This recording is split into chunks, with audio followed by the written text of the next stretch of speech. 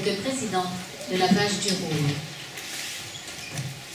Bonjour, je suis Thierry Lamandin, je suis là pour représenter l'association Anguille en Rhône et en particulier les labels opérationnels Cap Emploi et Saint-Lô. Bonjour, Thierry Delers, je suis directeur territorial de l'ADAPT pour Rhône-Alpes Auvergne-Limousin. L'ADAPT, c'est une association pour l'insertion sociale et professionnelle des personnes handicapées. Et je suis là pour répondre à des questions. Bonjour, je m'appelle Edith Nico, je suis médiatrice en maison familiale. C'est un système d'enseignement par alternance. Tout le monde entend bien? Oui? Moi, c'est Aurélien Beauchou, président d'Amiens Dysausie Rhône et adulte dysausique. Je vais présenter Monsieur Lunven. Alors, est-ce qu'on peut vous entendre? C'est mieux que vous vous présentiez vous. Vous n'avez pas de micro, mais vous allez le faire très bien.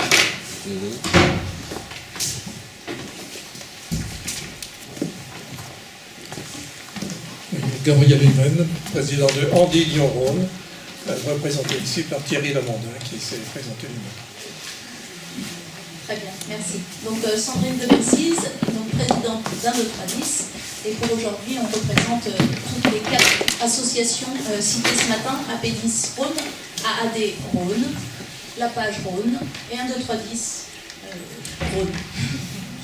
Alors, tout d'abord, peut-être ce qui est important, et on voulait faire un petit hommage à une jeune fille qui s'appelle Caroline Fétraud, qui est dyspraxique, qui est décédée aujourd'hui, mais qui est une personne que nous avons rencontrée à Un-Deux-Trois-Dix il y a 6 ans, quand on a commencé à créer l'association. Et on l'a rencontrée grâce à l'équipe de Monsieur Delers à l'ADAPT Rhône. Donc on a une pensée particulière, on le voulait bien, parce qu'elle témoignait aussi beaucoup au niveau des MFR, au niveau de son travail. Donc elle était un exemple aussi de réussite d'insertion professionnelle.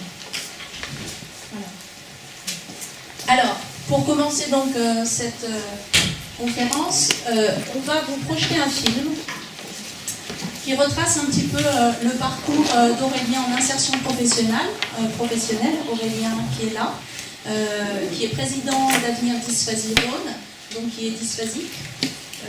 Voilà, on vous laisse découvrir le film. Ça a été un moment très riche et très dense. Ce n'est pas évident, vous l'avez entendu ce matin, de témoigner en tant qu'adulte, par rapport aux répercussions que cela peut avoir. Mais il a accepté de le faire, et l'entreprise a aussi accepté de le faire, de manière à ce que l'on puisse avancer. Donc c'est un discours très vrai, ça soulèvera ensuite un certain nombre de questions que l'on va soumettre aux intervenants qui sont là, et puis vous êtes les bienvenus après pour vous donner votre avis et faire en sorte que l'insertion professionnelle de ces 10 avance au mieux. Donc, merci de votre écoute. Monsieur Lamotte, on vous écoute. Donc, Progelis est une société de services informatiques créée en 2006 par Monsieur Decroix et moi-même, co-gérants tous les deux.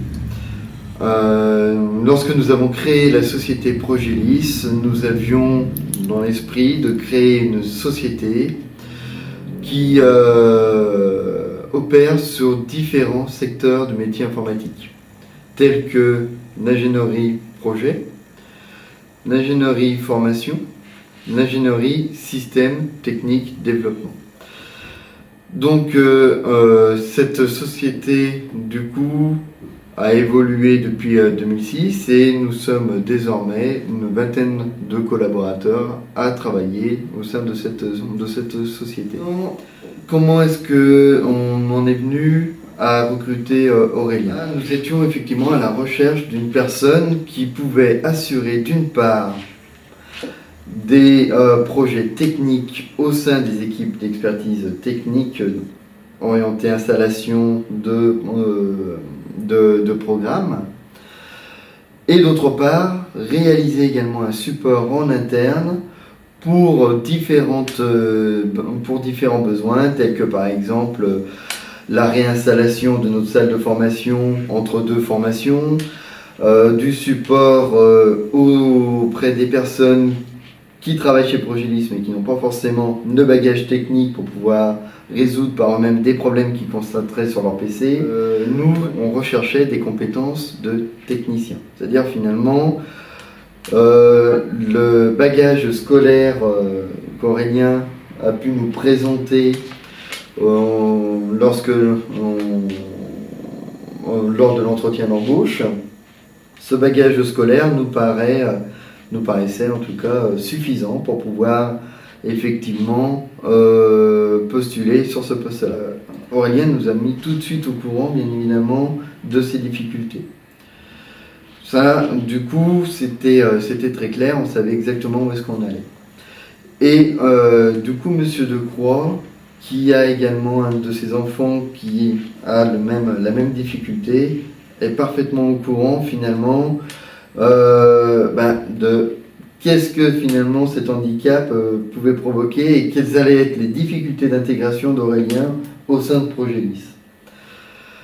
Donc au final, on savait en prenant Progelis qu'on allait tous devoir faire des efforts, aussi bien Aurélien que nous-mêmes, sur justement comment intégrer au mieux Aurélien dans notre département expertise technique. Comment elle a été relayée après pour les autres personnes, puisqu'aujourd'hui vous êtes 20, qui s'en est chargé et comment ça s'est passé? Alors, ce relais en fait, ce sont nous, de la direction, qui avons à chaque fois impulsé finalement la transmission des informations sur comment est-ce que finalement le nouveau chef d'Aurélien devait travailler avec Aurélien. Enfin, devait ou plutôt pouvait travailler avec Aurélien.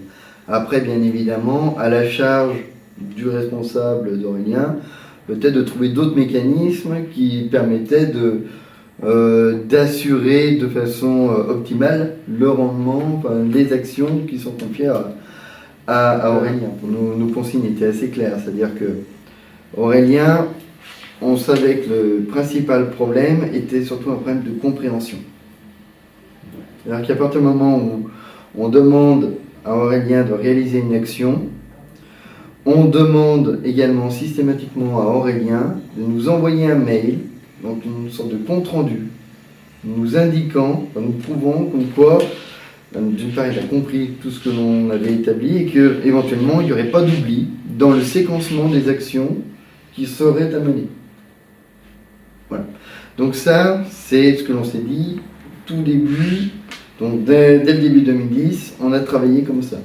Alors, oui, ça m'a beaucoup aidé, ça m'a beaucoup aussi rassuré aussi. Rassuré, oui.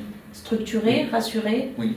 Et apparemment, c'est un mode de fonctionnement qui marche. Ah oui, oui, tout à fait. Alors pour peu qu'il soit bien suivi. Ah, je sens des petits points dans... C'est un peu effectivement le point. Mais en tout cas, sur 2010, cette action, cette alternance, cet aménagement, voilà, exactement, c'est très très bien déroulé. Bon, bien évidemment, il y a toujours des difficultés techniques liées au métier du coup d'expert technique. Mais au-delà de ça, du coup, Aurélien a su quand même bien s'intégrer aux équipes parce que du coup, en appliquant ne serait-ce déjà que cette solution. Issu de cette alternance qui s'est passée de manière positive, il a pu signer un CDI. On propose à Aurélien, du coup, de poursuivre sur sa lancée parce qu'on croit effectivement fortement au fait que Aurélien, cette fois-ci, a pris un bon départ chez Progelis et que derrière, on va pouvoir pérenniser du coup notre collaboration. Alors effectivement, c'est un point important puisque nos clients n'étaient pas tous informés des difficultés d'Aurélien.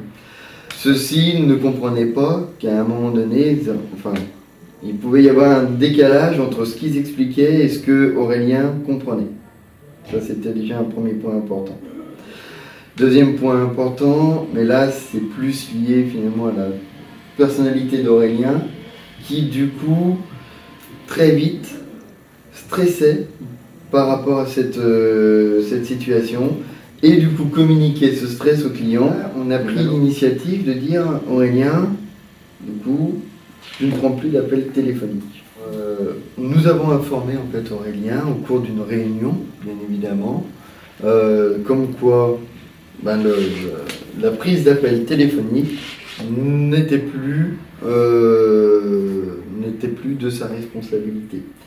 C'est-à-dire que face bien évidemment aux remontées des clients, dont on a fait part à Aurélien, qui était tout à fait d'accord avec nous sur le fait que d'une part, je ne comprenais pas forcément tout le message du client, et d'autre part, qu'il y avait un stress important lors de la prise d'appel, et bien qu'il était opportun de laisser effectivement la prise d'appel à quelqu'un d'autre pour vraiment travailler sur des bases, on va dire, moins stressantes, voilà, mais où il y a de toute façon tout autant de boulot que pour de la prise d'appel.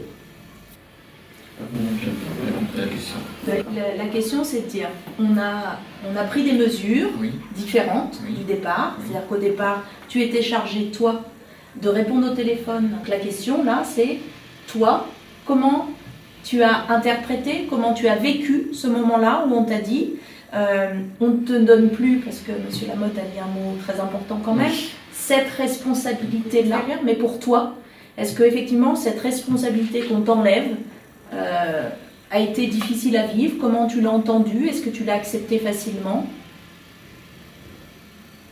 Sur le coup, j'ai eu du mal à accepter, mais après, je me suis pris conscience de mes difficultés. C'était pouvoir te concentrer sur tes compétences à toi. Oui. Hein? Aurélien, est-ce que tu pourrais nous dire maintenant comment tu as vécu ce changement? Je me sentais comme un grand monstre du game.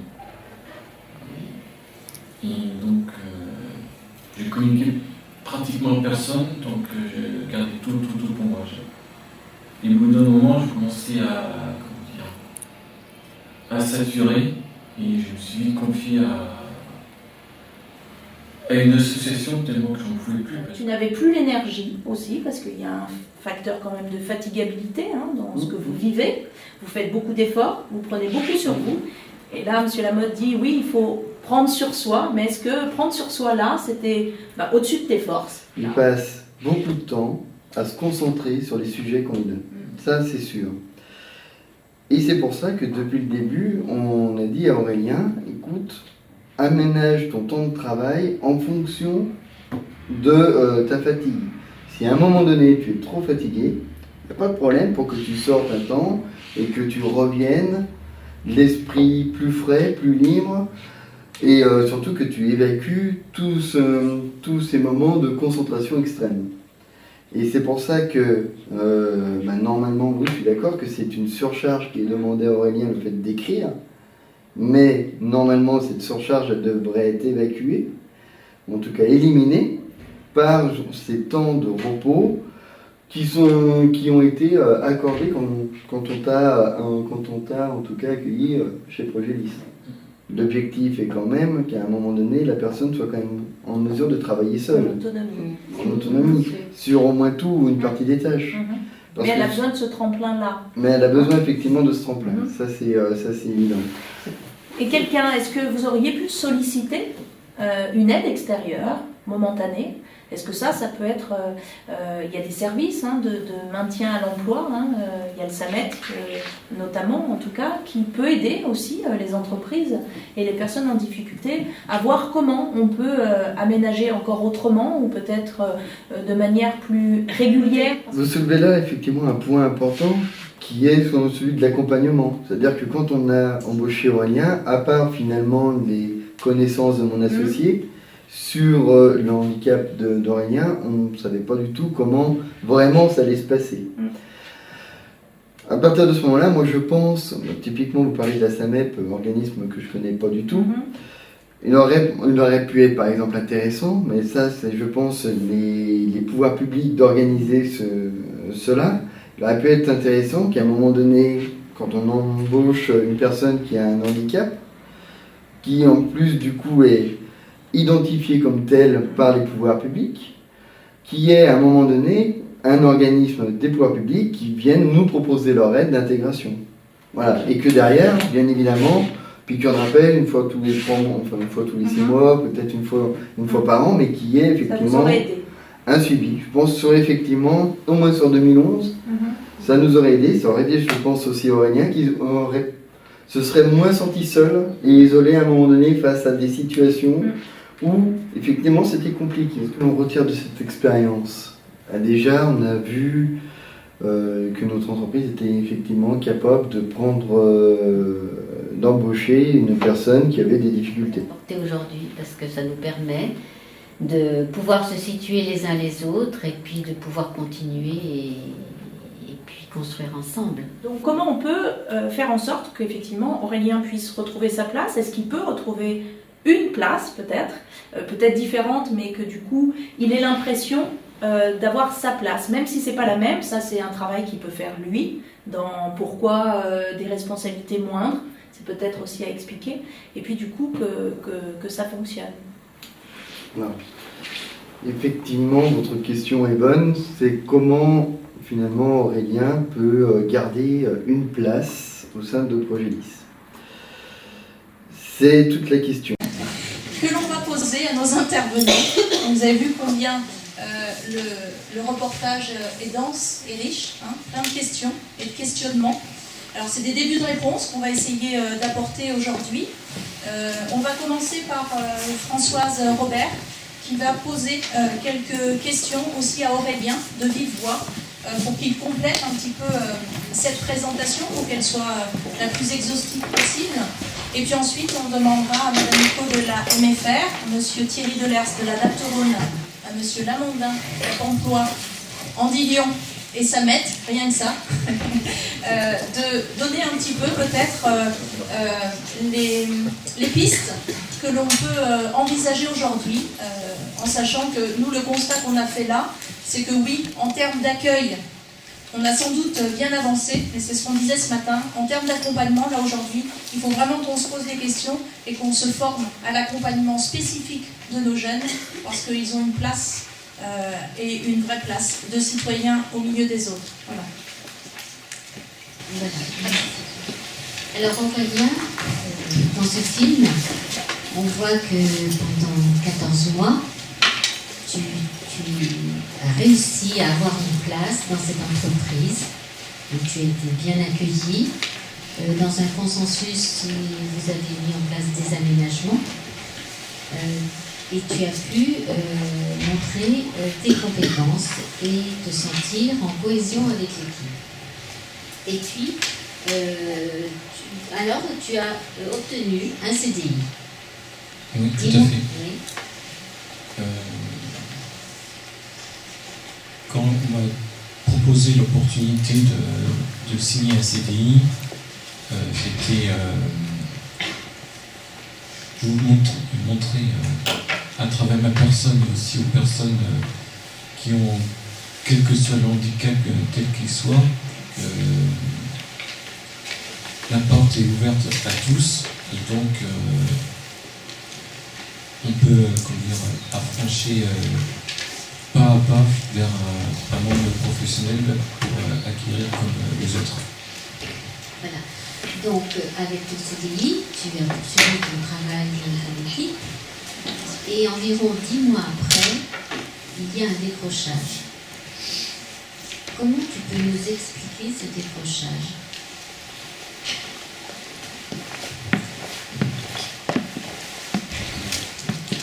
C'est très très compliqué et très long à expliquer.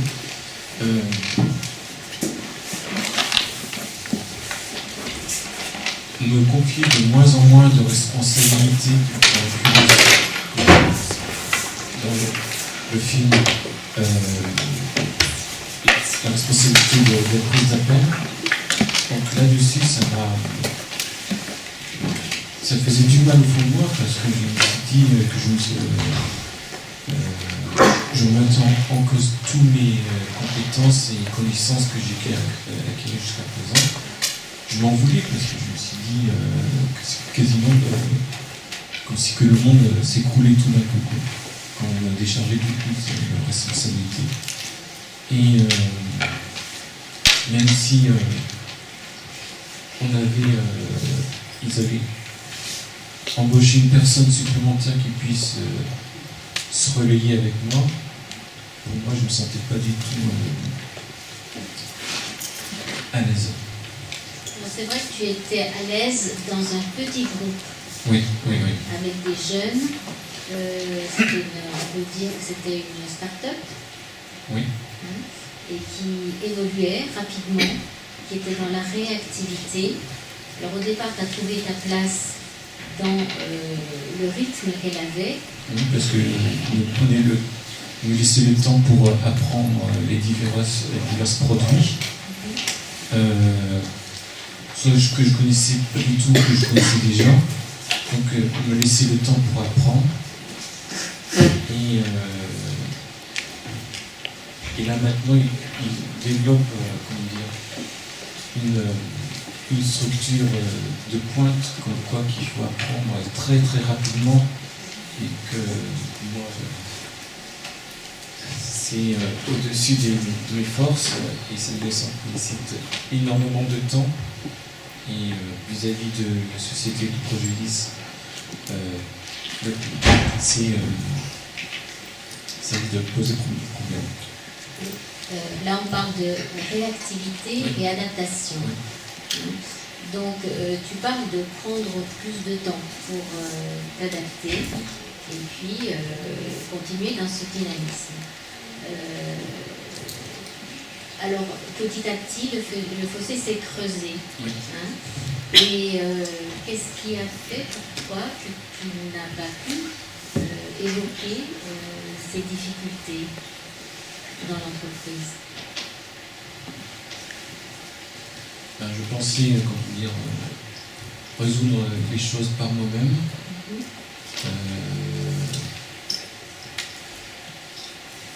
Mais après, j'ai tout pris sur moi. Et au bout d'un moment,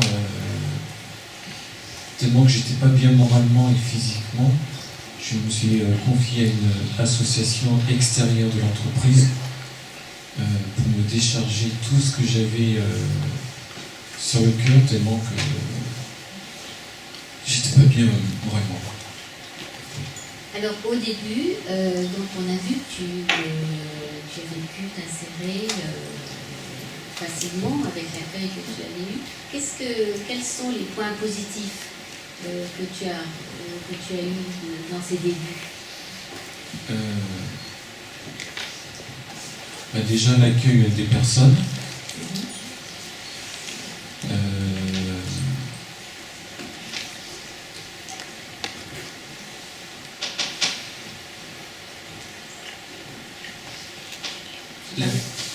L'attention que les autres, la plupart de mes collègues avaient vis-à-vis de moi, même si j'avais dit que j'avais ma dysphasie, la plupart me disaient que tu es un handicap ou non, tu es un collègue comme moi. Donc là-dessus, quand j'ai entendu ça, j'enlevais tout de suite mon étiquette de RQTH, comme quoi que je voulais m'intégrer comme mes collègues et sans cette facette handicap. Et puis ils ont rebondi aussi sur tes compétences. Oui. Avec ce regard, tu as pu montrer tes compétences. Donc c'était dans une petite équipe qui a grossi aussi. Voilà. Et le rythme s'est emballé, ainsi qu'une adaptation à d'autres performances. À travers ta situation, on voit combien est important quand même les entretiens individuels annuels des professionnels, combien est important cet échange à la fois pour le salarié et pour l'employeur, et aussi combien est important l'accompagnement à la fois pour le salarié en situation de handicap et à la fois pour l'employeur. Alors je me retourne vers vous pour nous dire un petit peu les propositions que vous pouvez faire aux personnes qui se retrouvent dans cette situation.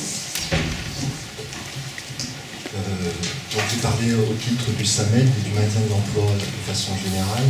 Des situations comme ça, de ce type de situation, qu'il nous soit signalé, il faut qu'il y ait un risque d'inaptitude. Je parle du SAMET pour l'instant. Il faut qu'il y ait un risque d'inaptitude. Les trois acteurs qui peuvent nous interpeller sont le salarié, le médecin du travail ou l'employeur.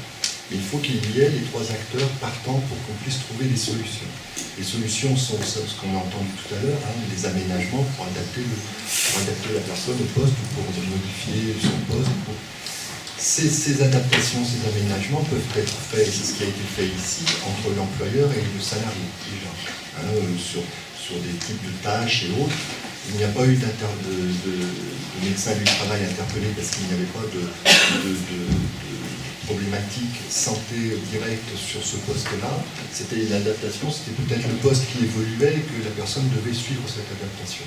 Nous, le SAMET, on sera interpellé, comme je vous l'ai dit tout à l'heure, quand il y aura un risque d'inaptitude, et nous avons des outils spécifiques en fonction du type de handicap, ou des outils généraux, des moyens financiers pour faire une aide ponctuelle, ou des aménagements de poste, ou de façon beaucoup plus durable, et cette situation semble peut-être en relever, c'est de compenser économiquement au niveau de l'entreprise par une reconnaissance de la lourdeur du handicap.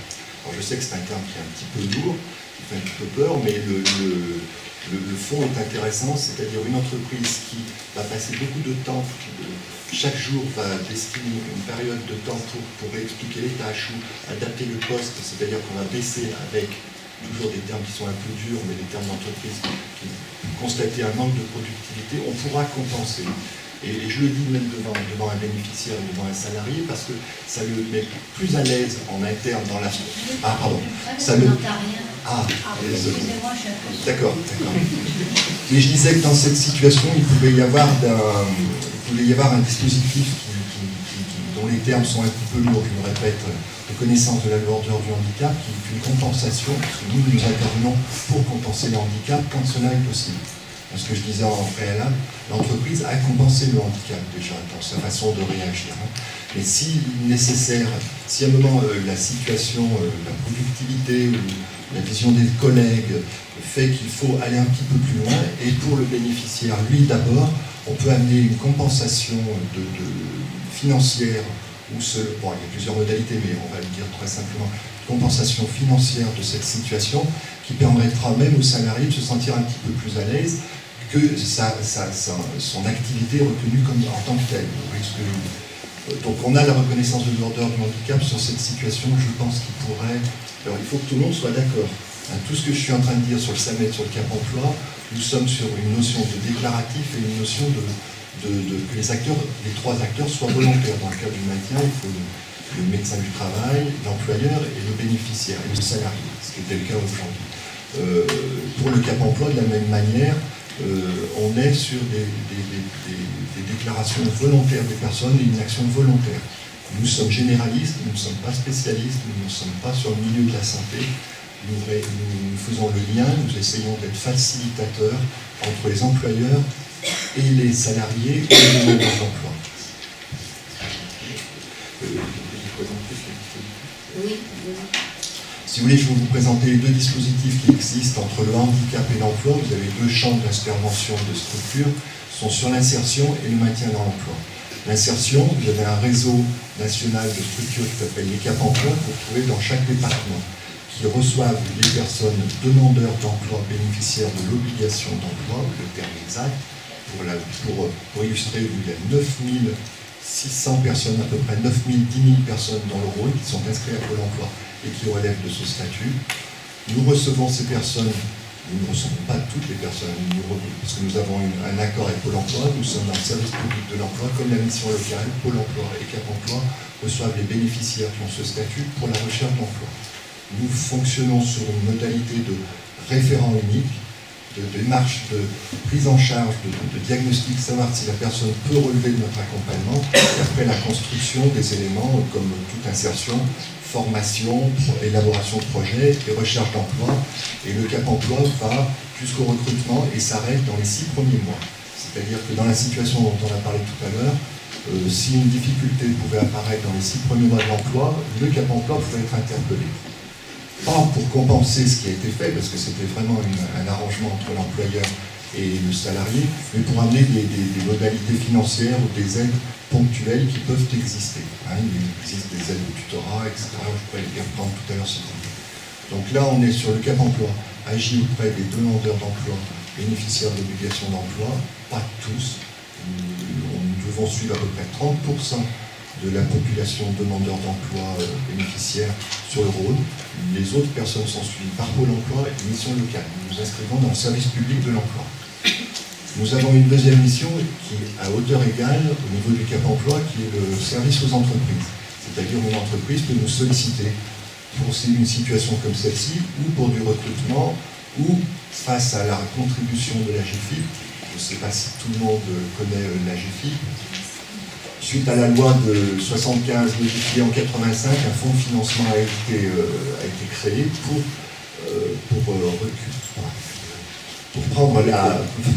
traiter la contribution qui vient de l'obligation d'embauche des travailleurs handicapés sur les entreprises de plus de 20 salariés ou de 20 agents depuis 2005 dans la fonction publique doivent embaucher ou compenser la présence de 6% de leur effectif. C'est-à-dire une structure qui a 50 personnes devrait avoir 3 personnes travailleurs handicapés. Il y a plusieurs méthodes pour répondre à cette obligation. C'est l'embauche, évidemment, c'est le maintien ou la sous-traitance avec les ESAT ou les heures. Voilà, ça c'est pour l'existence de la GFIP. Donc nous sommes financés par la GFIP et nous avons une mission aussi donc, auprès des employeurs dont nous interpelle pour baisser cette contribution ou de façon pour diverses raisons. Tout à l'heure j'ai entendu dans cette entreprise, l'entreprise était déjà sensibilisée au handicap par un salarié. Le directeur lui-même.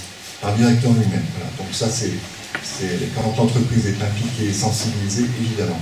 Dans le service aux entreprises du Cap emploi, il existe un service qui est la sensibilisation de l'équipe au recrutement d'un nouveau salarié. C'est-à-dire qu'une entreprise peut très bien dire nous allons recevoir un salarié qui a tel type de difficulté, est-ce que vous pouvez venir intervenir dans une réunion d'équipe pour expliquer un petit peu, pour dédramatiser, pour faire baisser les représentations, pour dédramatiser tout simplement le handicap. Parce que le principal frein à l'embauche des travailleurs handicapés est quand même la représentation du handicap. On pense que le handicap est fauteuil, que les personnes sont souvent en arrêt maladie, etc. Il y a beaucoup de très très fausses représentations. Donc il y a ce service qui nous permet d'intervenir dans les équipes si nécessaire pour l'insertion, pour expliquer toujours si le bénéficiaire, si le salarié est d'accord. Parce que parler de son handicap, ce n'est pas chose facile, on n'a pas forcément envie de le faire. Mais si nécessaire, on peut le faire. Donc voilà, le Cap emploi offre de services aux bénéficiaires, demandeurs d'emploi, c'est Pôle emploi, aux démarches actives et relevant du milieu ordinaire, et une offre de services auprès des employeurs pour recruter, pour être aidé, pour aménager des postes en démarrage de contrat de travail. Ça, c'était le Cap emploi. Le SAMET est un autre organisme qui est sollicité, comme je vous l'ai dit tout à l'heure, dès lors qu'il y a un salarié qui relève du statut ou qui a la demande de statut en cours, avec un risque d'inaptitude au poste et une possibilité de reclassement dans la même entreprise. Le SAMET intervient uniquement dans ces cas-là. Alors, quand on nous signale des situations où on va dans l'assurance d'un reclassement interne, où le médecin du travail n'a pas encore été vu, on intervient, on essaye d'intervenir, on essaye de maintenir l'emploi, parce qu'il est suffisamment difficile pour avoir un emploi, pour ne pas protéger les emplois qui existent. Donc voilà. Dans la situation dont on parlait tout à l'heure, le Cap emploi aurait pu être interpellé dans les 6 premiers mois. Il y a eu une prime qui a été mise en place lors de la transformation du CDD en CDI. Il y a une prime incitative. C'était tout simplement une prime d'accompagnement pour inciter à la transformation du CDD en CDI. Il existe des primes, alors je ne vais pas vous les lister parce que c'est des primes et c'est des moyens qui peuvent changer de façon quotidienne. Pas de généralité parce que vraiment c'est la politique, on relève des contrats aidés, on relève des aides à GFIP. Et en fonction de l'économie, en fonction du marché, en fonction du temps qui avance, ces aides peuvent vraiment changer. Donc toutes les situations sont individuelles et toutes les situations que nous avons réponse doivent nous être interpellées de façon individuelle. Merci, Monsieur Lamandin, pour ces précisions. Monsieur Delers, si vous voulez rebondir sur ce qui a été dit. Pour une fois qu'il y a une belle parité dans une tribune, je voudrais qu'on fasse une alternance homme-femme. Si ça vous dit.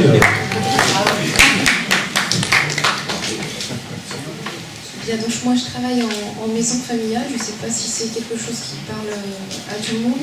Donc nous dépendons du ministère de l'Agriculture et ce sont des formations qui sont dispensées en alternance, c'est-à-dire tantôt en stage, tantôt chez nous. Les élèves, nous les accueillons à partir de 14 ans, alors je dirais que là on est un petit peu mis en amont de ce qui s'est passé, à partir de 14 ans et nous accueillons tout type d'élèves. Dans le sens où ce sont des élèves qui ont une particularité, c'est que le système général ne leur convient pas. Donc ça veut dire qu'ils peuvent avoir un 10, mais ils peuvent aussi être en échec scolaire basique. L'objectif de la formation, donc moi je travaille principalement avec des 4e, 3e, c'est dans un premier temps en 4e de remotiver le jeune et de l'amener à reprendre confiance en lui. Ce qu'on s'aperçoit très souvent, c'est que les jeunes ont été un petit peu cassés auparavant dans le système général parce que justement ils ne convenaient pas à ce système et que là il y a un gros travail qui est à faire pour le remotiver, pour le valoriser. Cette valorisation, on va arriver à la mettre en place par 2 biais. Le premier, c'est qu'on est dans des structures qui sont généralement de petite taille, puisque une maison familiale, quand elle a 200 élèves, au total, c'est une grosse maison. Les classes, chez nous, elles sont de 20 élèves, ce qui va favoriser complètement le travail en individuel, ce qui va nous permettre aussi de pouvoir valoriser le jeune sur ses acquis et ses acquisitions. En le valorisant, encore une fois, c'est vraiment un mot que j'emploie beaucoup, mais tout passe par là. Ensuite, la deuxième chose, ça va être aussi de l'aider à s'insérer dans le monde professionnel par le biais des stages. Et généralement, le fait d'entrer dans ce domaine-là, ça va les confronter à la réalité du monde, alors plus ou moins facilement, et les amener à faire des choix et à voir un petit peu quelle place ils peuvent prendre. Ce qu'on peut dire aussi, c'est que quand on arrive chez nous, dans un premier temps, il y a une inscription qui se fait par une rencontre, par une explication de tout ce qu'on fait. Et très souvent, il y a aussi un travail qui est à faire sur les parents, qui sont un petit peu déstabilisés et qui arrivent avec l'étiquette « Oui, mais mon enfant, il est 10 ». Alors, il est dyslexique dans beaucoup de cas. Alors, la réponse, tout simplement, c'est « Et alors ?» Pourquoi ? Parce que, certes, la dyslexie, entre autres, est un handicap, mais elle ne va pas empêcher le jeune de s'épanouir et d'arriver à gagner sa place. Donc ça, c'est quelque chose qui est important. On va le travailler en classe, puisque la plupart des enseignants ont la possibilité de se former sur les 10. On a 2 sessions de 10 qui sont possibles, donc on s'ouvre beaucoup là-dessus. Ça, c'est pour la partie un petit peu des 4e, 3e.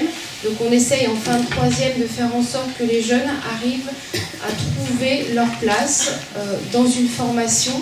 Alors très souvent, ce sont des formations qui sont professionnelles, soit par l'apprentissage, soit par le système général, mais qui donnent de bons résultats. C'est très souvent un retour à la normale, pour ainsi dire, avec un pied de nez un petit peu à tout ce qu'ils ont vécu auparavant, puisqu'ils arrivent, même s'ils sont passés par maison familiale, parce que c'est vrai qu'on n'a pas toujours une bonne cote, parce qu'on nous dit oui, vous êtes un système pour des handicapés. Non, on est aussi un système qui redonne un petit peu le goût à la vie et le goût aux envies. Après les 4e, 3e, ils ont la possibilité de poursuivre au niveau des bacs pro qui sont aussi par alternance.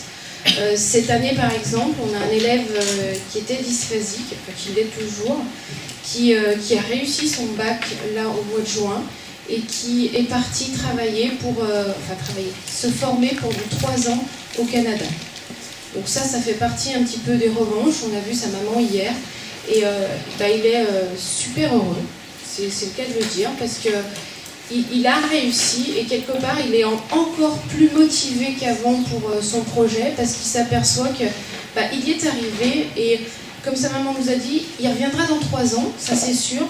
Parce qu'il y a certaines personnes qui retournera voir pour leur dire vous avez vu, vous me disiez que j'arriverais pas à grand chose et finalement j'y suis arrivée. Voilà. Merci. Je peux plus m'échapper d'abord. Que vous dire, en fait, je trouve que c'est assez compliqué. Déjà, moi, je suis très ému par le film que j'ai vu, parce qu'avec Aurélien, on était ensemble sur une tribune comme ça l'année dernière, pendant la semaine pour l'emploi à Villefranche, en fait. La situation n'était pas celle-ci. Il y avait l'enthousiasme d'être embauché, etc. Et on sait bien que les belles histoires s'inscrivent dans la durée, et du coup, je suis un peu impressionné quand même de voir la situation aujourd'hui. Ensuite, je voudrais dire un petit mot aussi, c'est un peu périphérique, mais je trouve que c'est très courageux de par l'association de présenter une situation qui, pour une fois, sur une tribune, n'est pas le meilleur des mondes et tout va bien de l'handicap parce que, bien sûr, la société a de bonnes intentions et beaucoup d'argent et donc tout va bien. Mais je trouve que là, eh bien, on est dans le vrai. On est dans le vrai. Je m'en profiterai aussi pour dire que c'est tout à la valeur de la société civile qui, de plus en plus, se lève, se met debout et dit on existe et on a quelque chose à défendre. Et ça nous va bien, puisque à la date, ça fait 80 ans qu'on fait ça. Alors on est un petit peu rouillé, néanmoins, on pense qu'il y a encore beaucoup de choses à faire et on va essayer de rester un peu dynamique pour cela. Moi, ce qui m'impressionne beaucoup dans la situation qui est soumise à l'échange aujourd'hui, c'est que finalement, il y a beaucoup d'ingrédients positifs. Quand on dit quelles sont les recettes pour que ça marche, il y en a beaucoup. La première, c'est que le patron ait une bonne volonté par rapport à ça. Et là, on nous dit, le patron, non seulement il a une bonne volonté, mais il connaît et il est touché personnellement. C'est autre chose, la connaissance, c'est ici, quand on est touché, c'est au niveau des tripes, et donc a priori, c'est un ingrédient très positif. Ensuite, Aurélien, il a des compétences. Il a été recruté pour des compétences, ça veut dire qu'il a eu un parcours de formation, et il a des compétences. C'est un deuxième ingrédient essentiel. Et puis ensuite, il y en a un troisième qu'on préconise toujours, c'est l'anticipation. Il ne faut pas lancer une personne en situation de handicap dans une équipe de travail, parce que ça pourrait mal se passer dès lors que, il pourrait y avoir des dysfonctionnements, et s'ils sont mal connus, mal interprétés, s'ils sont mal connus, ils seront mal interprétés, et du coup, ça pourra faire problème. On connaît beaucoup ça avec les personnes cérébralisées que l'on place. Si on n'est pas là pour expliquer que la personne, elle peut avoir des troubles du comportement, elle peut perdre la mémoire, etc., au bout de 2-3 semaines, on dit, il exagère, lui, il y en a marre, on l'a déjà dit 10 fois, il ne se rappelle pas, vous voyez. Donc, c'est des petites choses, mais ça fait la différence. Donc là, il y avait l'anticipation, on a expliqué. Mais il y a quand même eu un bug, parce que l'anticipation, on a expliqué à l'interne, mais on avait oublié qu'il y avait des clients, quoi. Donc du coup, voilà que la difficulté revient dans la réalité du fonctionnement. Et là, finalement, ça met un grand coup de pied dans l'édifice. Et finalement, je ne sais pas si le mot est employé, mais je l'ai entendu comme ça, il y a un poids qui est arrivé. Finalement, il y a le poids d'une situation, d'une difficulté. Alors Aurélien a beaucoup chargé ce poids, il a dû avoir un appui à l'extérieur pour pouvoir résister, en fait. Et ensuite, je dirais que l'entreprise, elle aussi, porte un poids, parce que finalement, elle s'interroge, et d'ailleurs, à la fin, elle est quand même assez brutale. Vous ne ménagez pas aujourd'hui, je trouve. La fin est quand même en forme de questionnement sur le possible de l'avenir, et ça, c'est quand même assez impressionnant. Et je dirais que finalement, l'entreprise, elle appelle un peu aussi à l'extérieur, finalement. Donc ça, on va reparler, même si Thierry a déjà apporté quelques éléments de réponse. Et finalement, moi, j'aurais tendance à dire que il y a une attention portée au sujet, qui ici est vraiment très présente. Mais il y a quelque chose qui est autour de l'objet qui vient percuter tout cela. Et l'objet, c'est deux choses. C'est le handicap, mais c'est aussi le rythme de l'entreprise. Une entreprise dont on nous dit qu'elle s'est beaucoup développée, puis il y a le rythme qui est dur à tenir. D'ailleurs, il est sans doute, aujourd'hui on pose la question autour d'Aurélien, mais je crois qu'on devrait tout de suite se poser la question pour les 19 autres, parce que en général, la question de la différence est le premier détecteur, une alerte, et si on le règle pour Aurélien, on va améliorer la tenue pour tous les autres. Enfin, je ne suis pas un prophète, mais voilà. En tout cas, ce que je veux dire, c'est que du coup, la question qui se pose là, c'est pas seulement celle de l'aide technique, de la réflexion autour du handicap, c'est où on met le curseur entre sujet et objet, et comment on fait de ce collectif de travail quelque chose qui s'inscrit un petit peu dans la durée, quoi. Alors, j'ai encore rien dit quand j'ai dit ce préalable, mais comme ça je parle en dernier, comme ça je peux parler longtemps.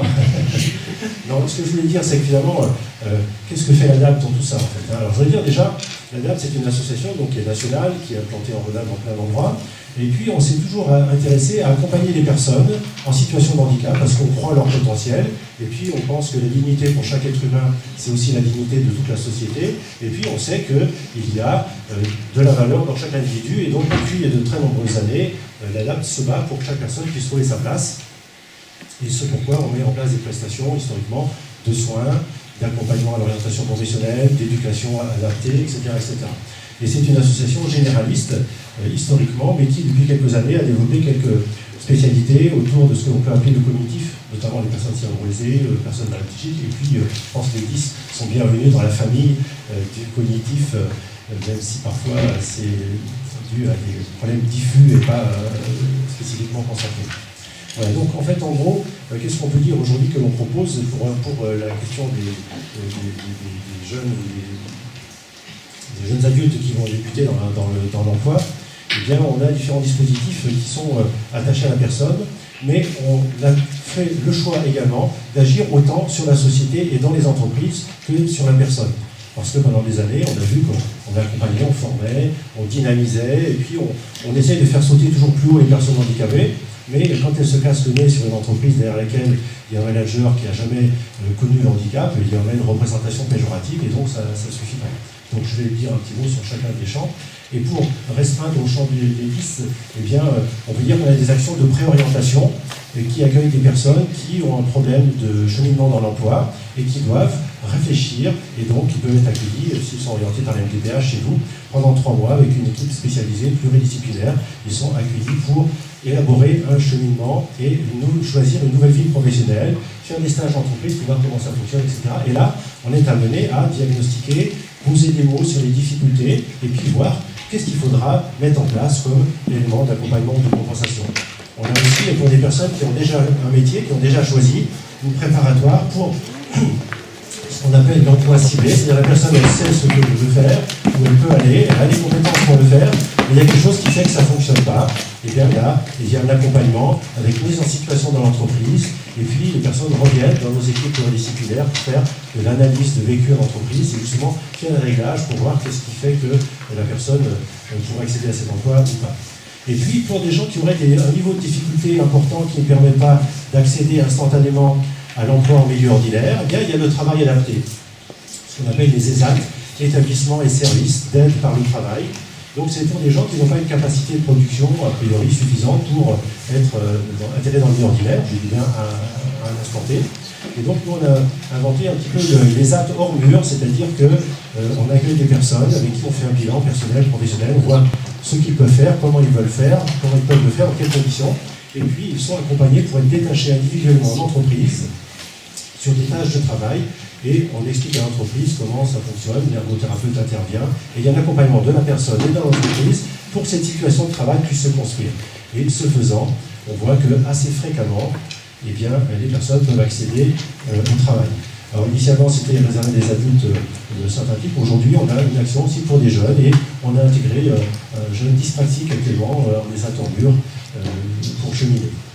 Voilà, donc ensuite, qu'est-ce qu'on fait pour les entreprises? Eh bien, on répond à leurs demandes déjà, parce que c'est important quand elles appellent l'extérieur, c'est que déjà elles ont compris qu'elles ne savaient pas tout faire, et elles le font pour beaucoup de choses. Les entreprises n'hésitent pas à faire appel pour certains métiers, pour la reprographie, pour la maintenance, pour différentes choses, et pour les ressources humaines, en général, on a l'impression qu'on sait tout faire à l'intérieur. Moi, je pense que les entreprises devraient avoir des contrats de maintenance, c'est pas tellement joli dit comme ça, peut-être des contrats d'appui au service ressources humaines pour accompagner l'intégration de tout salarié, quelle que soit la question qui se pose. Et celle du handicap trouverait tout naturellement sa place, je pense, dans un cadre comme celui-ci. Alors, on fait des actions de sensibilisation, de formation des professionnels d'entreprise, de la mise en lien, et puis des actions de bilan, de conseil, dès qu'il y a parfois des problèmes de maintien dans l'emploi ou autre, ils peuvent avoir recours à ce qui était présenté par s'inscrire dans ce cadre-là, à savoir qu'il peut y avoir un détachement d'entreprise, suspension du contrat de travail pendant qu'on est en centre de rééducation professionnelle, dans ce cas-là indemnisé par un système de financement, et ensuite on retourne dans l'entreprise en ayant fait son choix et sa formation de reconversion. Donc il y a beaucoup de dispositifs. Ce que j'évoque là, c'est financé par l'assurance maladie en fait. Alors, c'est pas toujours connu, mais il y a le principe d'orientation, de choix d'un nouveau métier et de formation professionnelle. Merci. Une autre question? Donc moi je suis la mère d'un jeune adulte maintenant, il a 19 ans. Grâce c'était tout un parcours de galère, mais il est arrivé à un niveau CAP avec une RQTH pour pouvoir bénéficier de dispositifs d'aide tant au niveau du CFA qu'au niveau de l'employeur, donc pour un CAP espace vert. Il est arrivé, alors il n'a pas passé le CAP, mais donc il est arrivé avec des validations d'acquis. Il y a eu tous des dispositifs donc, mis en place pour l'aider. Comme l'employeur et le conseil général, l'aide a été recherchée auprès du FIP. C'est donc ma question, parce que ça a déjà été très compliqué. Ça ne me rassure pas, parce qu'aujourd'hui, vous dites que vous parlez d'AGFIP, mais vous ne parlez pas du FIP. Maintenant, donc, il est embauché donc, sur le même site où il a fait son CAP, où il a fait son alternance, donc conseil général, donc toujours le FIP. Il est embauché et j'ai peur. Maintenant, on se retrouve, nous, un peu seuls, la famille. J'ai peur qu'on ait le même parcours. Parce qu'on croyait s'en être sorti, on croyait que ça y est, ouf. Bon, il est 1 an stagiaire, hein, comme tout fonctionnaire pour être titularisé. Il aura des évaluations. Il ne passera pas forcément donc, le concours, je crois, pour être titularisé, mais donc ce sera sous forme de validation. Seulement maintenant, comme il n'est plus stagiaire, il n'a plus de tutorat et les équipes, pourtant des gens qui le connaissent bien ses difficultés, le directeur aussi qui soutient beaucoup, le directeur du site qui le soutient beaucoup. Tout le monde connaît ses difficultés, mais j'ai l'impression qu'on lui demande maintenant, maintenant tu es embauché, donc fais tes preuves et surtout travaille comme nous, hein, montre que tu peux travailler en milieu ordinaire et que tu peux travailler comme les autres. Sauf que ça lui met la pression. Et qu'effectivement, il faut qu'il continue à apprendre. Alors nous, les parents, on essaye de dire, mais c'est pas notre place. Et donc, il n'y a pas d'accompagnement. Et c'est un peu là ma question. Je me dis qu'il faudrait qu'il continue à y avoir un accompagnement pour faire admettre qu'il va continuer à apprendre le métier, qu'il a besoin de plus de temps, qu'il n'a pas la même autonomie, qu'effectivement les consignes, il faut continuer à penser qu'il ne peut pas en assimiler plusieurs à la fois, et donc il ne peut pas travailler avec le même rendement que les autres de son équipe. Même si effectivement lui, comme c'est un handicap, comme on a dit, non visible, essaye de faire le mieux qu'il peut pour que ça ne se voit pas, mais donc nous les parents, on a un petit peu peur aussi qu'à un certain moment, ça craque, hein, et donc on aimerait avoir un accompagnement, mais c'est vrai que dans la structure professionnelle, du coup, on a l'impression qu'après, il n'y a plus rien. Donc il n'y a plus de dispositif ni d'accompagnement, et c'est fort dommageable. Merci. Alors effectivement, là on voit bien, hein, tout le cœur du problème, et ce que l'on évoque depuis ce matin, c'est vraiment en termes d'accompagnement sur du long terme que ça se joue. Hein, il y a un accueil, mais après, il faudrait que ce handicap dit invisible, hein, qui effectivement perdure toute la vie. Hein, ils naissent avec un dysfonctionnement, ils compensent avec tout ce qu'ils peuvent, mais du coup, quand ils compensent, on oublie presque qu'il y a difficulté, aussi bien des deux côtés. Alors qu'est-ce qu'on peut répondre? Pour les structures qui relèvent du FIP, on peut intervenir. Ce qui est la différence, c'est que les outils ne sont pas les mêmes. On ne peut pas disposer des mêmes outils parce que les instances sont gérées parce que c'est la structure elle-même qui portera les moyens de compensation. Mais on ne peut pas, je préfère vous le dire, on ne peut pas accompagner les personnes. Nous réagissons, si vous voulez, sur les difficultés, sur les incidents, sur des risques d'inaptitude. Et on ne peut pas accompagner dans la durée. Nous accompagnons, on avait eu un débat sur ce terme d'accompagnement. On est un appui, on a des prestations spécifiques. Dès lors qu'il y a tel type de pathologie, tel type de difficulté, on peut interpeller des structures comme l'ADAPT, par exemple, quand il y a une difficulté psy avec un suivi médical et autres, c'est le déclencheur d'une prestation particulière. Et de façon globale, le suivi des salariés qui sont en difficulté, tant qu'il n'y a pas de risque d'inaptitude ou de difficultés de santé qui sont perçues par le médecin du travail, le service de santé au travail, on ne peut pas intervenir sur tout ce champ-là. On est vraiment orienté à intervenir sur les difficultés pour éviter les licenciements. Là, je préfère je ne peux pas vous donner de l'espoir d'intervenir sur toutes les situations de ce type. Je vais essayer d'incarner l'espoir, parce que j'aime bien, mais il faut le faire raisonnablement. Non, moi je ne connais pas toutes les mesures du FIPHFP, donc Thierry répond sur ce qu'ils ne peuvent pas faire, ou ce sur quoi ils peuvent intervenir avec des circonstances, mais moi je crois savoir quand même que d'une part, il y a beaucoup d'argent au FIPHFP parce qu'il n'est pas suffisamment mobilisé, etc. Donc c'est déjà, il n'y a pas pénurie. Et donc, pour une fois qu'on est là pour gérer l'abondance et pas générer la pénurie, ça nous change, et c'est à mon avis porteur d'avenir. Mais je crois qu'il faudrait creuser dans les mesures individuelles, parce que peut-être, au titre de l'adaptation de postes ou des choses comme ça, je crois qu'on peut mobiliser des ergothérapeutes, et peut-être qu'il y a peut-être un moyen, avec le Conseil général, de les inviter à regarder, à scruter l'ensemble des mesures pour en mobiliser une qui va permettre l'accompagnement et puis bien accompagner ce que vous décrivez là, à savoir, c'est pas parce qu'on est en poste que ça va tenir, il faut continuer. Et je pense qu'il y a sans doute quelque chose à faire, ça demande un peu d'attention, et je pense qu'il faut que les services ressources humaines en question puissent se pencher sérieusement sur la question. Alors Françoise, tu voulais rebondir et puis on va peut-être préciser AGFIP et FIFPH, c'est ça donc le secteur privé pour l'AGFIP, c'est-à-dire la contribution que les entreprises donnent, et puis sinon le service public et les collectivités locales, c'est le FI, voilà.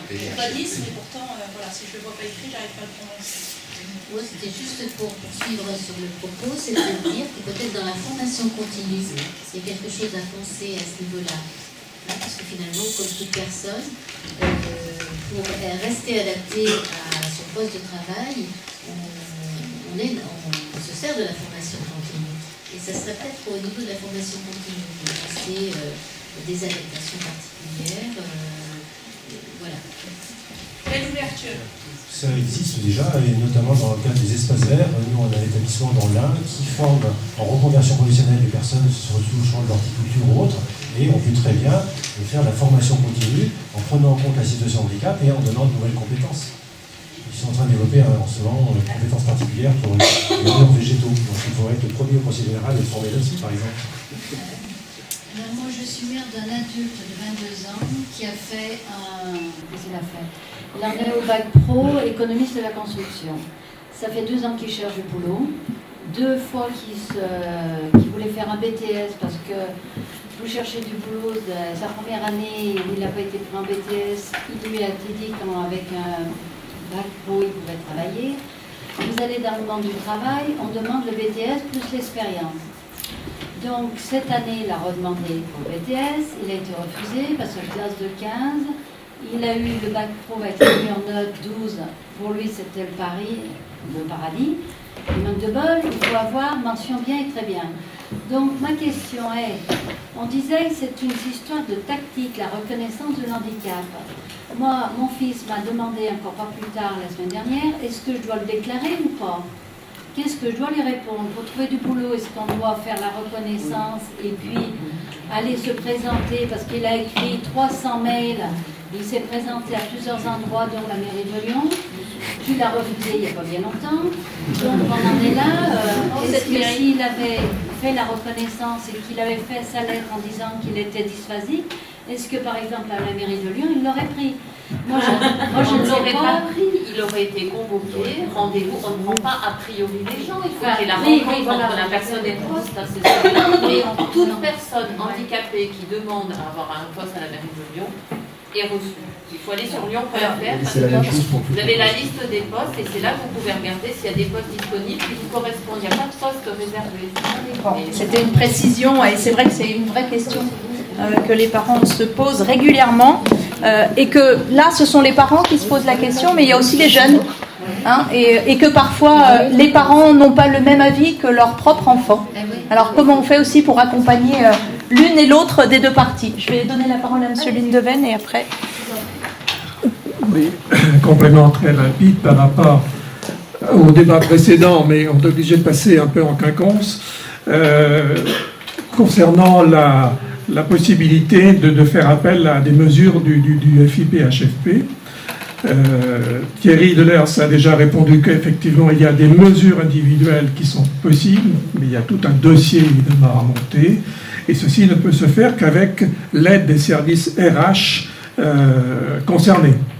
Et bon, Thierry Delers disait aussi il y a un instant, ou un peu plus en avant, qu'il y aurait peut-être une fonction RH à rendre disponible sur le marché en termes d'accueil en quelque sorte des personnes handicapées. Je crois que c'est quelque chose qui est un peu prévu dans les entreprises privées par le biais des accords d'entreprise que les entreprises privées sont incitées à conclure, et elles doivent même rencontrer, si elles n'ont pas d'accord déjà signé, rencontrer les partenaires sociaux tous les ans afin de voir s'il n'y a pas une possibilité d'ouverture sur un accord possible. Et dans ces accords, il y a en général des mesures prévues pour faciliter et la carrière et le maintien dans l'emploi des personnes handicapées. Alors, je me tourne un peu vers Madame Rabatel. Je ne crois pas qu'il y en ait autant qu'il y ait la même chose dans le cadre des entreprises, des employeurs publics, des services RH pour la fonction publique, mais il y a peut-être quelque chose à voir et à faire, et ça, c'est un peu à nous, les professionnels, de pousser un peu en ce sens auprès du FIPHFP. Je suis désolé d'avoir fait un va-et-vient par rapport à la question précédente. Merci.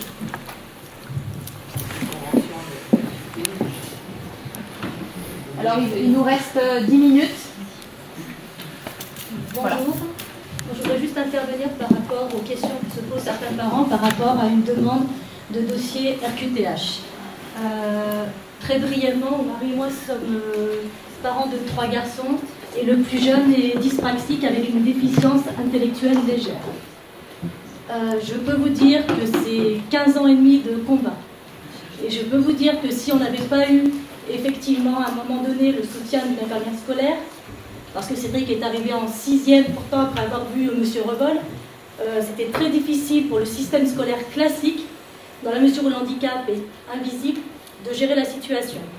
Donc on a mis en place un PPS, et heureusement qu'il y a eu ce PPS, heureusement qu'il y a eu cette reconnaissance NDPH, mais pas suffisante encore en milieu ordinaire. Nous avons décidé en 4e de le placer en 4e CLIPA, puis 3e DP6, et aujourd'hui il est en 2e année de CAP paysagiste. Et nous avons pris, c'est une décision qui n'est pas facile à prendre. On a beaucoup réfléchi et depuis 4 semaines, nous avons déposé le dossier RQTH. Pourquoi ? Cédric, depuis la 4e, fait des stages en entreprise. Quand il a choisi d'être paysagiste, nous l'avons orienté effectivement vers des stages chez des artisans. Les artisans l'ont accueilli bien volontiers, très gentil. Par contre, au bout d'un moment, des fois, c'était pas facile pour Cédric. J'ai dû intervenir l'année dernière. Il m'a appelé, j'ai quitté mon travail. Il était en panique, il n'allait pas assez vite, il se faisait booster. Je suis allée reposer les choses, expliquer à nouveau les choses. Bref, le stage s'est très bien passé au final. Et les 2 artisans qui ont pris Cédric en première année de CAP nous ont dit, nous vous recommandons vraiment pour l'année prochaine, donc pour cette année, un placement en stage dans un milieu protégé, peut-être plus dans une municipalité. Donc c'est ce que nous avons fait. Cédric a la chance d'effectuer son stage depuis le 1er octobre au Parc de la Tête d'Or, avec un maître de stage qui est extraordinaire, qui a déjà un apprenti RQTH. Notre but, effectivement, c'est que le 2e stage, ce soit aussi sur la ville de Lyon. Et bien évidemment, nous savons qu'il y a une grande campagne de sensibilisation sur l'embauche de personnel en situation de handicap. Nous savons également que la ville de Lyon est en dessous des quotas pour l'embauche de ces personnels et que, effectivement, le fait de lancer un dossier RQTH, ça m'a été dit, effectivement, c'est un plus pour l'embauche. Donc ça, c'est une première chose. Maintenant, en tant que parent, je pense qu'on a le devoir de protéger nos enfants. On a le devoir de les protéger quand ils sont à l'école et mettre en place des dossiers MDPH, parce que sinon on ne vous écoute pas. Parce que même avec ces dossiers MDPH, c'est dur de se faire entendre. Parce qu'à chaque fois que votre fils, votre enfant change d'établissement, à chaque fois il faut recommencer, expliquer, se justifier, etc. Et je me dis dans le monde professionnel, mais ça doit être encore plus terrible. Je veux dire, c'est la jungle. Et si nous, en tant que parents, ne prenons pas la décision de protéger, mais pour eux, voilà, ce sera difficilement gérable. Donc moi, en tant que maman, oui, si vous sentez que votre enfant est en train d'être protégé, le dossier RQTH, oui, il faut le lancer. Voilà. Merci. Donc on va peut-être pas tout remettre sur la ville de Lyon. Je crois qui fait oui, des efforts, je le reconnaître aussi, je pense. Mais bon, vous allez avoir des demandes lundi, à mon avis, encore plus importantes. Allez, Guillaume. Oui, bonjour, donc Guillaume, dyspraxique. Donc, je voulais finir un peu par un élément un peu positif, parce que des fois, souvent le handicap, on se dit on est handicapé, donc c'est un point négatif. Mais ça peut être aussi un point positif. Donc, Sandrine me connaît, j'ai fait partie de l'association qui m'a aidé. Pendant 6 mois, on m'a aidé à m'organiser, etc. Et j'ai commencé un projet. J'avais commencé un projet qui consistait en un bac+3 en comptabilité. Donc, j'ai eu quelques UV au fur et à mesure. Et quand j'ai su que j'étais handicapé, ça m'a apporté un gros plus. C'est-à-dire que je me suis dit, d'accord, je suis handicapé, donc je vais me prouver quelque chose. C'est que mon diplôme, dans 1 an et demi, je l'ai. Et en effet, au mois de juin, j'ai atteint mon objectif. Donc, être handicapé, c'est pas forcément négatif. Premier point. La jeune fille qui disait, est-ce qu'il faut le dire à l'employeur? Moi, je dirais plutôt oui. Parce que l'employeur, il se rend compte à un moment ou à un autre. Et c'est pas forcément qu'on est handicapé, mais il se rend compte d'un problème. Et dans mon entreprise, j'en ai pas parlé parce que je le savais pas. J'ai été reconnu dyspraxique il y a 1 an et demi. Et du coup, ça m'a créé de gros problèmes. Et j'aimerais poser une question. Parce qu'au mois d'août, j'ai parlé avec mon employeur. Et je lui ai dit, écoutez, monsieur, je peux plus. Vous me proposez un travail de niveau bac, alors que j'ai un bac+2. Vous m'avez recruté à bac+2. Et vous me donnez un travail de bachelier. Et aujourd'hui, j'ai un bac+3. Et on ne veut pas reconnaître mes compétences.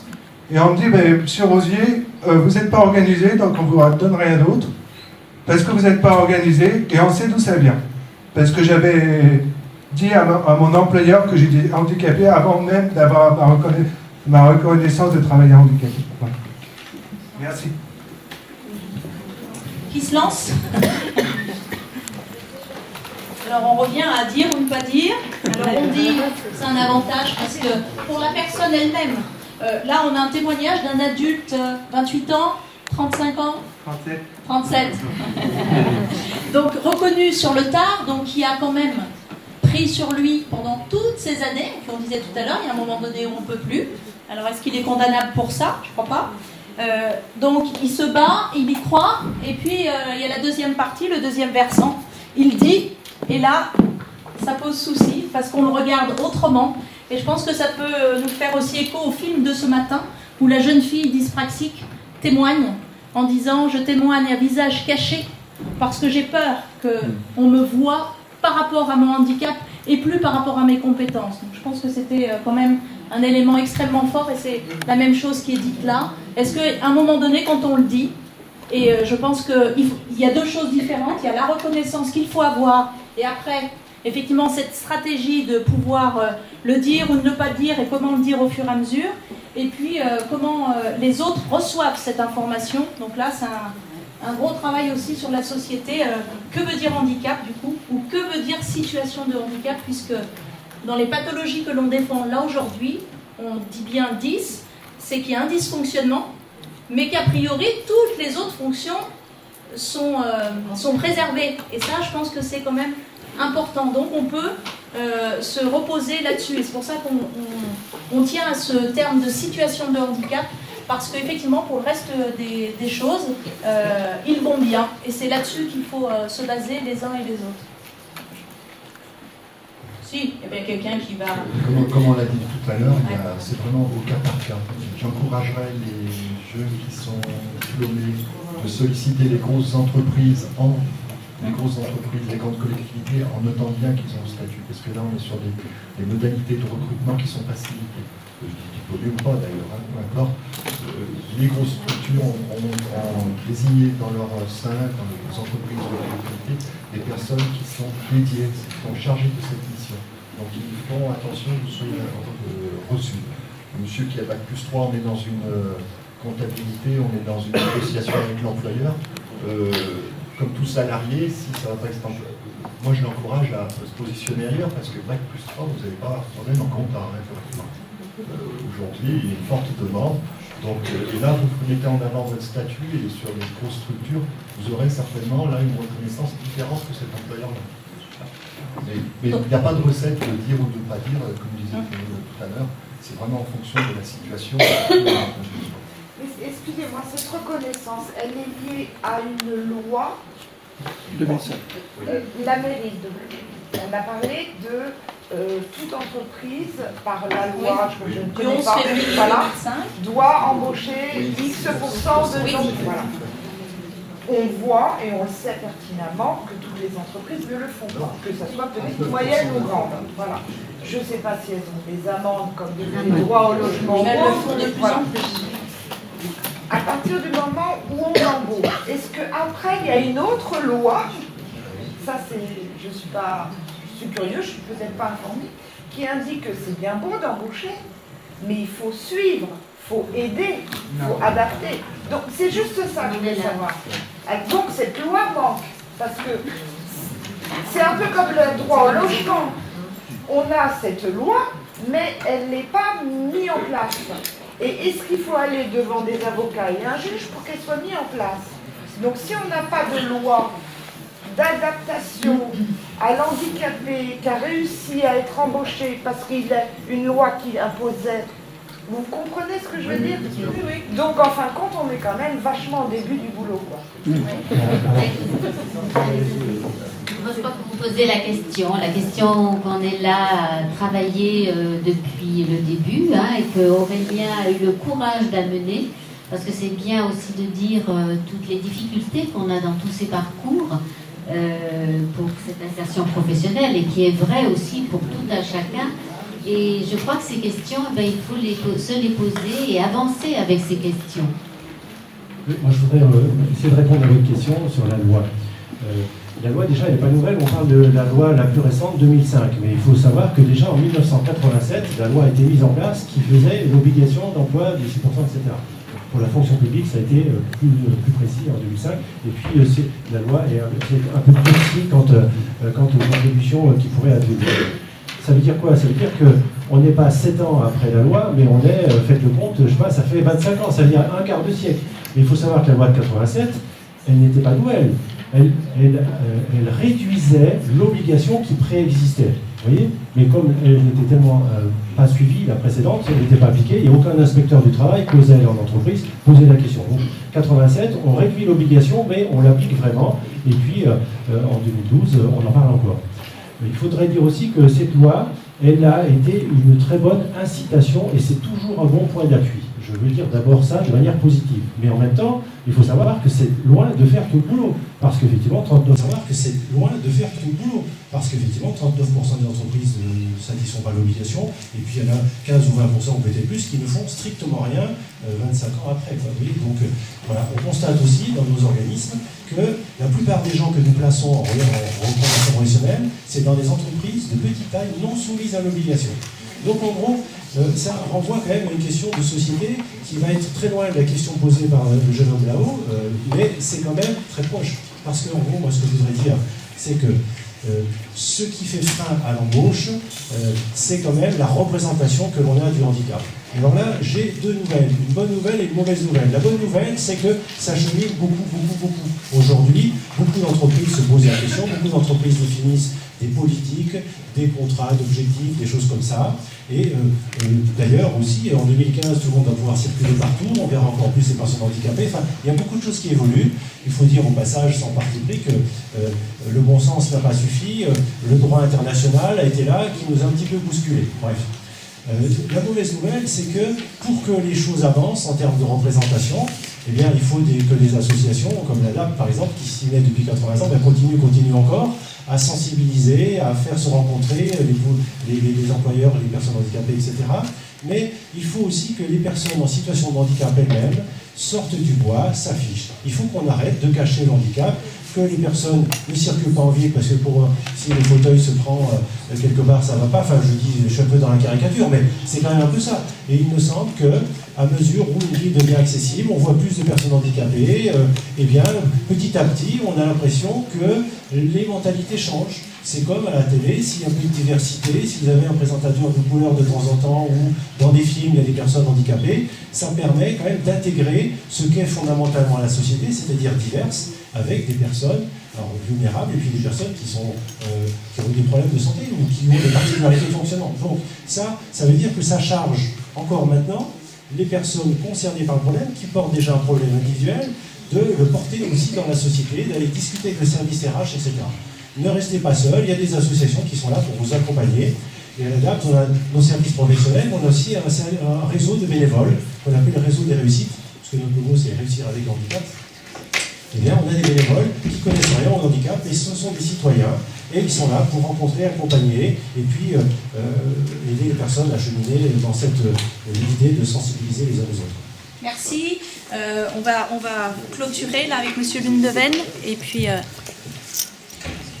Juste trois petites informations en réponse au problème posé par monsieur qui a un bac plus 3. Première information, ou première réponse plutôt à cette question, c'est une réponse un peu dure, c'est de dire vous êtes face à un problème de discrimination. Et vous pouvez donc faire référence à tout ce qui existe comme loi sur la non-discrimination. Si vous pouvez faire un dossier montrant que c'est à cause de votre handicap que vous n'avez pas la gestion de carrière à laquelle vous avez droit, eh bien, c'est comme si on vous disait, parce que vous avez telle couleur, telle religion, ou tel type de caractéristiques, on vous discrimine. Voilà, c'est une première chose. Une deuxième chose, c'est de dire qu'effectivement, les lois actuelles, et notamment la dernière, la loi de 2005, insistent surtout sur l'insertion et le maintien dans l'emploi. Néanmoins, elle dit, ou elle laisse entendre qu'il y a aussi possibilité pour un salarié handicapé d'avoir une gestion de carrière, je dirais, normale, classique. Pas plus, pas moins, mais comme tout salarié, quel qu'il soit. Et je crois qu'il y a même les mots qui ne sont pas très précis, mais les mots de aménagement raisonnable du poste, de l'emploi, de la situation de travail.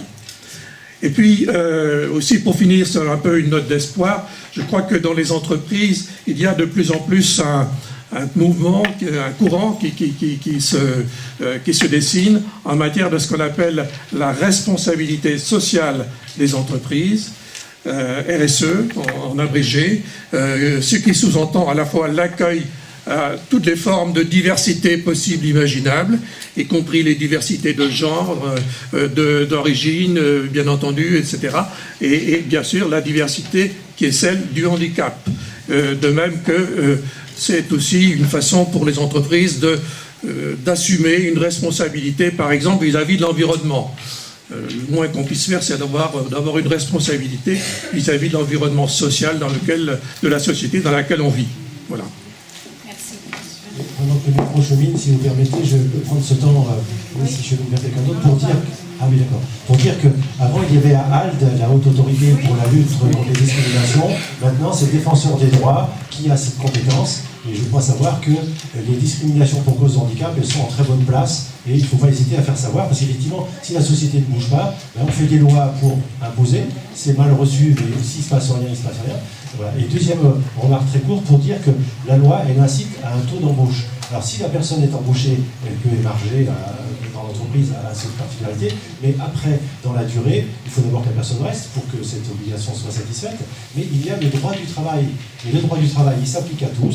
Le droit du travail permet d'être un excellent point d'appui par rapport à la prise en compte de la singularité de chaque salarié, et les aménagements raisonnables, judicieusement rappelés, sont aussi inscrits dans la loi. Alors, merci à tous de ce débat. Alors, c'est ce qu'on avait dit, hein, on n'a pas de prétention d'avoir les solutions aujourd'hui. Peut-être qu'on en aura demain ou après-demain, mais en tout cas, la réflexion a été dense. Donc, merci à tous de vous être exprimés. Je pense qu'on a bien compris qu'il fallait continuer à se mobiliser aussi. Il faut que effectivement, les associations jouent leur rôle, que les personnes jouent leur rôle dans la la revendication et dans l'affirmation de soi, tout simplement. Alors, par rapport au handicap, c'est vrai qu'on parle beaucoup d'étiquettes.